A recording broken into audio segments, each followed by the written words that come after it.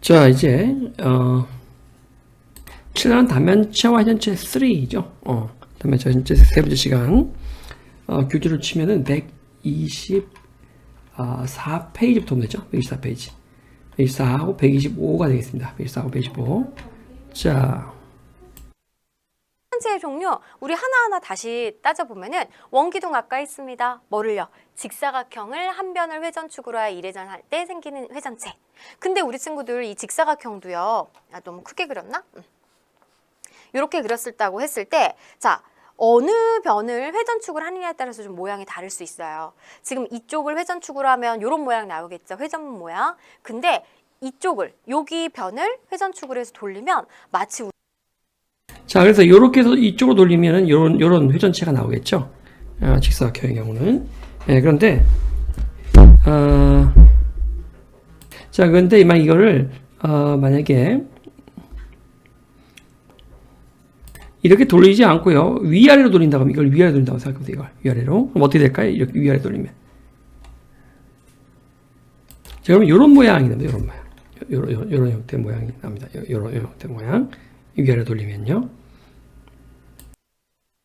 우리가 뭐 통닭구이 옛날 보면은 막 장작불에 이렇게 막 돌아가잖아요. 고기들이. 그러니까 이것처럼 얘도 이렇게 돌린다라고 생각해 보세요. 그럼 이러한 모양의 이제 원기둥이 되는 걸 알 수 있습니다.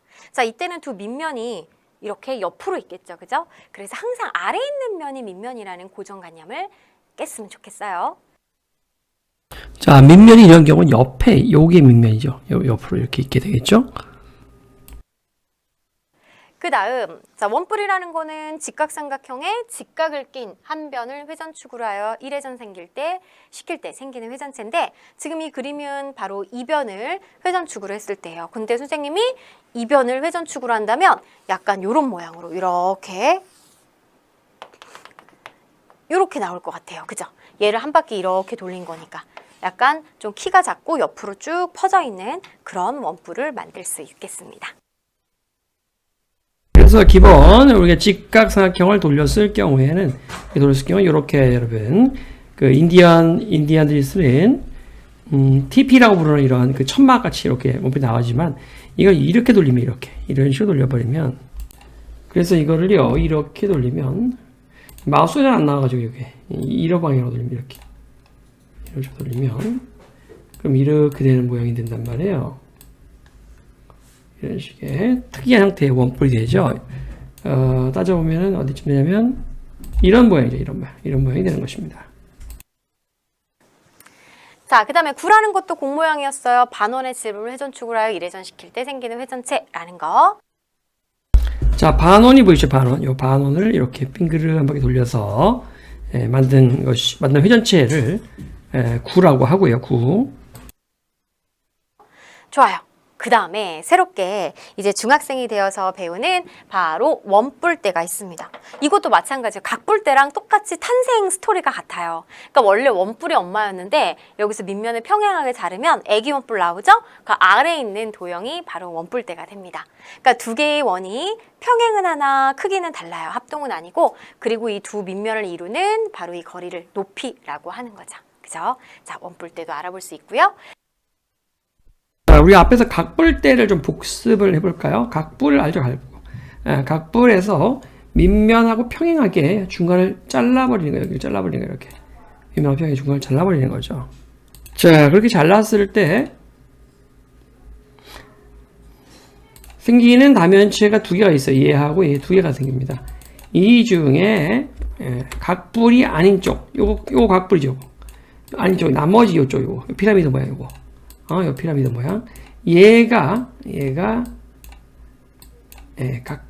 각뿔대죠, 각뿔대 얘가.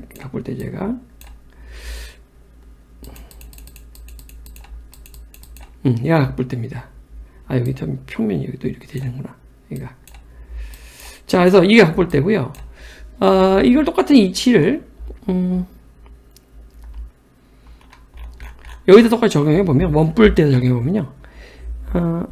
원뿔이 이렇게 있을 때 원뿔 있을 때 밑면과 평행하게 잘라요. 생기는 두 입체 도형 중에서 원뿔이 아닌 쪽 나머지 쪽 요거 마치 그 UFO 같죠? UFO 종이컵 같기도 하고 종이컵 뒤집어 놓은 거 이쪽 모양을 우리는 원뿔대라고 하죠. 하나 크기는 달라요. 합동은 아니고. 그리고 이 두 밑면을 이루는 바로 이 거리를 높이라고 하는 거죠. 그죠? 자, 여기가 밑면이 되겠고, 여기가 밑면이 되겠고, 여기 밑면이 되고, 여기가 또 밑면이 되겠죠. 크기는 또 다르겠죠. 그리고 여기 사이의 거리가 높이가 되겠네요. 사이의 거리가 높이가 되겠습니다. 자, 원뿔대도 알아볼 수 있고요. 자, 그럼 유제 가볼게요. 자, 그럼 예제가 보겠습니다. 오른쪽 그림과 같이 이 사다리꼴을 직선 L을 회전축으로 해서 1회전시킬 때 생기는 회전체의 이름을 말하고 그 높이를 구해라 했어요. 자, 요 사다리꼴 모양 그대로 이렇게 돌려보면 이렇게 그 UFO 모양의 또는 종이컵 모양의 이런 원뿔대라는 모양이 원뿔대가 생기고요. 두 번째 현체의 높이를 구하라. 여기서도 여기까지 높이인데 요거죠. 요거 3cm. 요거 3cm가 되겠습니다. 아랫면, 밑면과 위쪽, 이것도 둘 다 밑면이라고 불러요. 까지의 거리인데요. 3cm가 되겠습니다.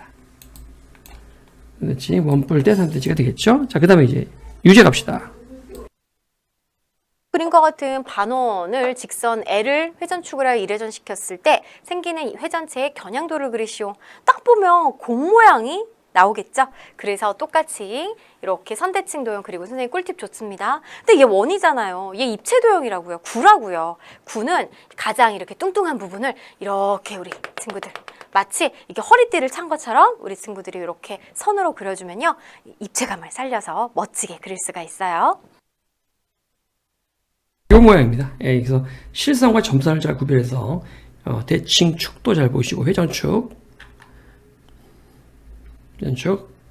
뭐 어떻게 보면 대칭축이라고 볼 수도 있죠. 이게 오른쪽 왼쪽이 좌우 대칭, 선대칭 도형처럼. 자, 10번. 오른쪽 그림과 같은 사각형 ABCD의 한 변을 회전축으로 하여 1회전시켜 원뿔대를 만들려고 한다. 이때 어느 선분을 회전축으로 해야 되는지 구하시오. 우리 친구도 원뿔대의 엄마는 바로 원뿔이라고 그랬습니다. 자, 여러분이 한번 풀어보시죠. 준비 시작. 자, 그만. 어디를 중심으로 회전축을 해서 회전시켜야 원뿔대가 될까요? 그러니까 원뿔을 밑면에 평행하게 이렇게 잘라가지고 아랫부분이기 때문에 원뿔은 이러한 직각삼각형에서 이렇게 한 해 1회전 해서 생긴 거잖아요. 근데 밑면에 평행하게 잘랐다면 원뿔대는 바로 다음과 같이 사다리꼴을 한 바퀴 돌렸을 때 얻을 수 있구나 라는 것도 알 수가 있는 거죠. 그래서 여기서 사다리꼴이 되는 거는 바로 다음과 같이 이렇게 AD. 자, 보세요. 여기가 직각이잖아요. 그죠? 자, 여기 사다리꼴에서도 이 직각, 이 부분. 이 부분을 돌려야 되는 거죠. 따라서 지금 이렇게 삐뚤게 되어 있긴 하지만 여기를 이렇게 1회전 했을 때 다음과 같이 요런 원뿔이 나온다라는 걸 알 수가 있겠습니다. 반드시 이렇게 직각인 부분을 회전시켜야만 여기도 그렇죠. 보세요. 이래야만 이제 원뿔대가 나오잖아요. 여기서도 반드시 직각인 부분을 이렇게 회전축으로 삼아서 돌려야만 원뿔대가 나옵니다. 더 정확하게 한번 그려보세요. 자, 따라서 어느 선분이냐? 바로 선분 AD가 정답이 되겠습니다. 자, 그 다음에 이제 회전체의 성질은 사실 이제 그 다음 페이지 봅시다. 이제 125페이지죠. 사실 요게 이제 시험에 또 자주 등장을 해요.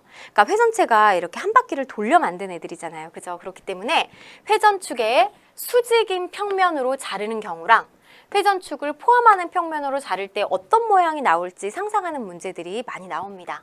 회전축의 수직이라면 회전축이 여기 있으면 얘를 옆에서 딱 90도로 지나게끔 자른다는 얘기인데요. 자, 생각해 보세요. 우리 원기둥도 마찬가지. 원뿔, 구 모두요. 자, 회전체가 여기 있다라고 생각을 해봅시다. 그러면 옆으로 자르면 무슨 모양? 원뿔도 원, 구도 원 모양이 나와요. 그래서 항상 그 모양은 원이다 라는 거 알 수 있고요. 자, 회전축을 포함하는 평면으로 자르면 그 단면은 바로 모두 합동이다. 이게 무슨 말이냐면 회전축을 포함하게 자른다고 생각해 보세요. 우리 친구들 생일 때 먹는 생일 케이크 있죠? 생일 케이크도 사실은 많은 케이크 원기둥 모양으로 생겼는데 생일 축하합니다. 막 노래 부르고 촛불 끄고 그 다음에 우리 촛불 빼고 자, 먹을 때 이렇게 딱 반으로 자르잖아요. 그죠? 그걸 생각하면 돼요.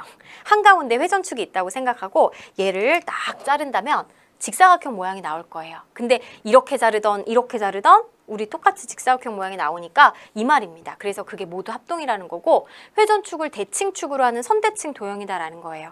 얘를 이렇게 자르면 직사각형이 나오는데 여기 회전축이 있겠죠. 그러면 얘네 둘이 이제 모양과 크기가 같은 선대칭 도형.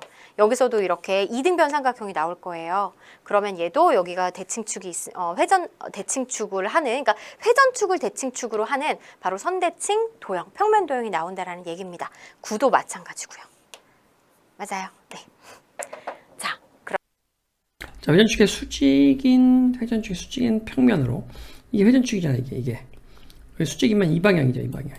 이게 회전축이면 수직이 이 방향이잖아요. 이렇게 이게 회전축이면 이것을 수직인 방향으로 자르면 이게 회전축이면 이게 수직인 방향, 그렇죠? 이게 회전축이면 이게 수직인 방향으로 자를 때는 항상 이게 원 모양이 다 생긴다. 원 모양이 생긴다는 거야. 여기까지 이해됐어요? 항상 원이 다른 한면은. 두 번째는 이 회전축 방향으로 자르는 겁니다. 이렇게 자르고 여기도 마찬가지로 쭉 방향으로 자르는 거예요. 이렇게 방향으로 자르는 거예요. 만약에 회전축이 뭐 여기인데 뭐 이렇게 자를 수도 있잖아요. 이런 식으로 자를 수도 있잖아요. 이렇게 얘는 이 방향이 이렇게 칼날이 있다. 우리는 뭐 이렇게 칼날로 자를 수도 있는 거죠. 중요한 건 회전축이 포함되어야 되는 거예요. 회전축이 포함되게 방향은 좀 다를지언정 이렇게 돌리면서 자를 수도 있고 이쪽 방향에서 자를 수도 있고 이렇게 아래로 확 내리는 거죠. 여기도 마찬가지 이렇게 자를 수도 있지만 또 뭐 이렇게 자를 수도 있는 거고 이런 식으로 자를 수도 있는 거고요.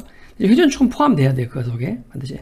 그러니까 이 중심축으로 지나가도록 자르되 칼날의 방향을 꼭 이렇게만 할 거냐, 칼이 있으면 약간 이 방향을 뒤틀어서 할 때 중심축을 지나가게 자르는 거예요. 그러니까 그렇죠? 여기도 꼭 이렇게만 자를 거냐, 이 방향으로만 자를 거냐 이거죠. 이렇게 자를 수도 있는 거잖아요. 이렇게.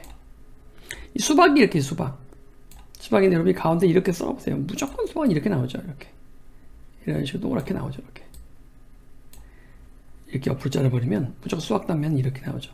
그런데 이게 이제 뭐 중심축이 지나가게 자른다 그랬으니 꼭 그렇게 안 자르더라도 뭐 이렇게 엇갈리게 자를 수도 있는 거잖아요. 이런 식으로 중심축이 지나가게. 네, 어떻게 자르든 이게 원이 나온다는 거예요. 원. 중심축을 지나가게 자르면 어떻게 자르든 이게 원이 나온다는 거죠. 어떻게 자르든 이 중심축을 지나가도록 이렇게 자른다는 거죠. 중심축이 지나가면 다 이렇게 원이 나온다는 것입니다. 원 모양이 나온다. 이거는 보시면 중심축을 지나가게 자른 거가 아니죠. 여기 중심축 여기를 지나가게 잘라야 되는데 여기 막 이렇게 이쪽을 막 자르면 안 되고 중심축 지나가게 자른다는 거예요. 이렇게. 네, 이런 식으로 이렇게 자르든지 이렇게 자르든지 이렇게 이런 식으로 자라야 된다는 거죠. 네, 중심축을 지나가게 잘라야 된다 이런 얘기예요. 이 자르면 전부 다 원이 나오고요. 그래서 보신 것 같이 그렇게 중심축을 지나가게 얘네들을 다 잘라주면 모양이 모두 똑같다는 거예요. 즉 합동이라는 거죠. 그래서 합동이라는 겁니다. 그리고 그 자른 모양은 회전축을 중심으로 해서 좌우가 정확히 이 선을 기준으로 선대칭 좌우 선대칭 도형이에요. 이렇게 이 선을 기준으로 좌우 대칭이 돼 정확히. 중심축을 중심으로 좌우 사다리꼴도 대칭이 됩니다.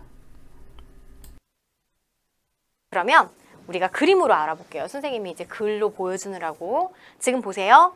회전축에 어떻게 수직으로 잘랐으니까 얘를 옆으로 자른 거예요. 그랬을 때 보이는 원, 얘도 원. 자, 근데 원기둥은 어디서 자르느냐에 따라도 자, 이때 다 모양이 크기가 다를까요? 모양은 원으로 같지만 크기는 다 같을 거예요. 하지만 원뿔 같은 경우에는 위에서 자를 때보다 아래쪽에서 자를 때 좀 크기가 점점 커진다라는 차이점도 있습니다. 자, 구도 어느 방향인지에 따라서 원은 다 같은 원이지만 크기는 조금 다르다라는 것도 찾을 수 있고요. 그 다음에 회전축을 포함한다라는 건 위에서 아래로 자르는 경우예요. 그럼 직사각형, 그 다음에 원뿔은 이등변 삼각형, 그 원뿔 때는 사다리꼴, 그 다음 구는 원이다 라는 거. 아무래도 도형을 공부하니까 우리 친구들이 좀 그림으로 자꾸 이미지로 공부하는 것도 좋은 방법입니다. 글보다는. 자, 유제 문제 가죠. 자, 우리 예제 문제 가죠. 예제 문제. 오른쪽 그림과 같은 직사각형 L을 회전축으로 해서 여기 수직입니다. 여기가 회전축이 되려면 그래서 이를 회전시킬 때 생기는 회전체에 대해서 이렇게 빙그러 돌리면 뭐가 됩니까? 바로 원기둥이 생기죠. 원기둥이 생깁니다.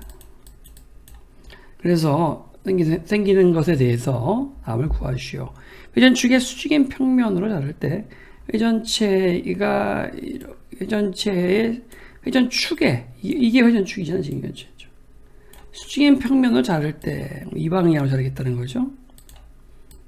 이 방향으로 자르겠다는 뜻입니다. 이렇게 자르게 될 때 생기는 모양은 원이죠. 원이 생기고 그 다음에 회전축을 포함하는 평면을 자를 때 이렇게 자른다는 거죠. 회전축과 같은 방향으로 이렇게 자른다는 거예요. 이런 식으로. 그림에 잘 나와 있는데요. 이렇게 자르겠다는 거죠. 생기는 모양은 어떤 것이냐? 바로 이렇게 직사각형이고 회전축을 중심으로 좌우 대칭, 즉 선대칭 형태를 만들어야 된다는 거죠. 그러니까 여러분이 이 방향을 이렇게 중심축이 지나가기 시작하면 이렇게 잘라도 이렇게 잘라도 되고요. 이렇게 잘라도 되고요. 중심축이 지나가게 자르면 다 같은 모양이 나온다는 겁니다. 여러분 이렇게 통나무가 있을 때 통나무예요. 또는 뭐 이런 가래떡이 있을 때 칼을 가지고 여러분이 중심축을 찍어 놓고 이렇게 자르나 이렇게 다 모양은 다 똑같이 돼요. 이 중심축을 지나가기만 하면 중심축을 지나가기만 하면 어떻게 되든 단면은 다 똑같은 단면이 나옵니다. 자, 이제 11번 봅시다. 다음 조건을 모두 만족하는 회전체 이름을 말하시오라 그랬어요. 회전축이 무수히 많다. 아니 이거 무슨 말이지? 우리 친구들 여기에서 원기둥을 생각을 해보면 자, 선생님이 12번으로 바로 가셨기 때문에 11번 우리가 얘기했는데요.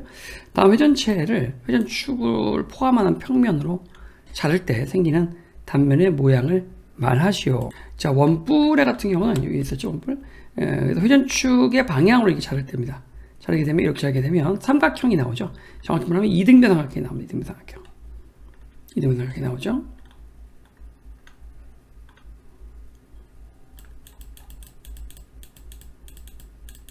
그 다음에 원뿔대 한번 생각해요. 원뿔대. 이거를 회전축의 방향으로 잘랐을 때 이렇게 뭐가 생겨요? 이렇게 자르면 바로 그렇죠. 사다리꼴이 생깁니다. 사다리꼴. 자, 이제 수박이다. 수박을 잘랐을 때 무조건 원이죠. 원 나오죠. 회전축 쪽으로 자르게 되면 어떻게 자르든 간에 수박은 단면은 원이 나옵니다. 원. 자, 다음 조건을 모두 만족하는 회전체 이름을 말하시오. 회전축이 무수히 많다. 어떻게 잘라도 그 단면은 항상 원을 왠지 본 느낌? 자, 회전축이 어디예요? 얘 딱 하나밖에 없어요. 원뿔도 마찬가지입니다. 하지만 구는 어때요? 공 모양이기 때문에 얘도 회전축, 얘도 회전축, 얘도 회전축. 무수히 많다라는 건 바로 구예요. 저기 수박의 중심을 채꼬쟁이가 뚫고 들어가면 정확히 정중앙을 뚫고 들어갑니다. 무수히 많은 회전축이 있겠죠. 그리고 회전축을 지나가는 단면으로 자르면 항상 원으로 이루어진다는 거 아니겠어요? 그게 구죠, 구예요. 그리고 어떻게 잘라도 그 단면은 항상 원으로 이루어진다라는 것도 구가 되는 거죠. 따라서 12번은 이제 구가 되는 걸 알 수가 있겠습니다. 자, 그럼 오늘의 핵심 포인트 살펴볼게요. 이것만은 개념 꼭꼭. 자, 우리 친구들 정답면체의 종류에 대해서 알아야 돼요. 왜 5가지뿐이 없는지 설명했으니까 그 부분 꼭 기억해 주시고요. 자, 그리고 정답면체들은 이름과 그 다음에 그림, 생김새를 같이 이렇게 매칭을 하면서 공부해 주세요. 우리 오늘 배운 내용들 다 초등학교 때부터 봤던 친구들이라 익숙했을 것 같습니다. 그래도 중학생이 되어서 추가로 배웠던 것들도 있으니까 꼼꼼하게 복습하고 다음 시간에 문제풀이 강의에서 다시 만나요, 여러분. 안녕!